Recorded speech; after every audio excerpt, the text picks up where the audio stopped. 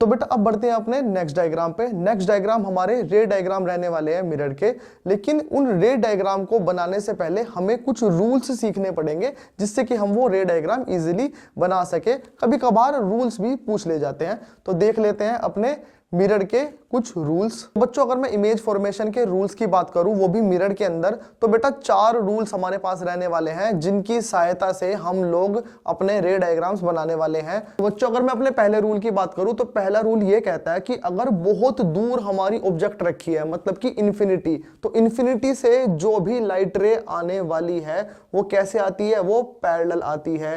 किसके? Principal axis के।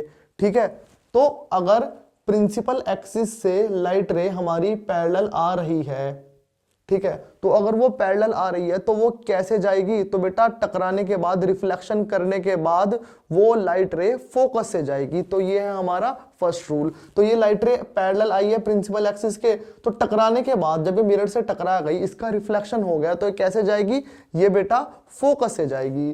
तो ये यहां आई, टकराई और कैसे निकल गई? ये बेटा फोकस से होते हुए निकल गई। तो ये है बेटा हमारा फर्स्ट रूल। और भाई अगर मैं अपने सेकंड रूल की बात करूं तो सेकंड रूल इसका उल्टा, मतलब कि अगर लाइट रे हम फोकस पर मारेंगे, अगर हमने निशाना दे के मारा फोकस पे, तो अगर लाइट रे फोकस पे मारी तो टकराने के बाद वो कैसे जाएगी? पैरेलल। किसके? प्रिंसिपल एक्सिस के। तो देखो ये हमारे पास लाइट रे यहां से फोकस पर आ रही है सीधी, तो जैसे ये फोकस पर आई तो बेटा यहां से आने के बाद, टकराने के बाद ये कैसे जाएगी? ये जाएगी parallel to the principal axis.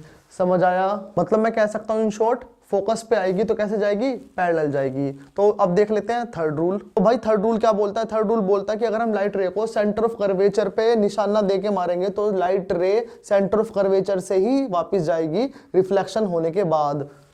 तो ये मेरी लाइट रे सेंटर ऑफ कर्वेचर से आई और जैसे ही यहां टकराई, टकराने के बाद ये वापस गई, तो वापस भी ये कहां से निकल गई? सेंटर ऑफ कर्वेचर से ही निकल गई। तो ये है हमारे पास भाई थर्ड रूल। देख लेते हैं अपना फोर्थ रूल। फोर्थ रूल बेटा ये बोलता है कि अगर हम लाइट रे को पोल पर दे के मारेंगे तो जितने डिग्री से लाइट पोल पर आई है उतने डिग्री से ही लाइट टकराने के बाद वापस जाएगी।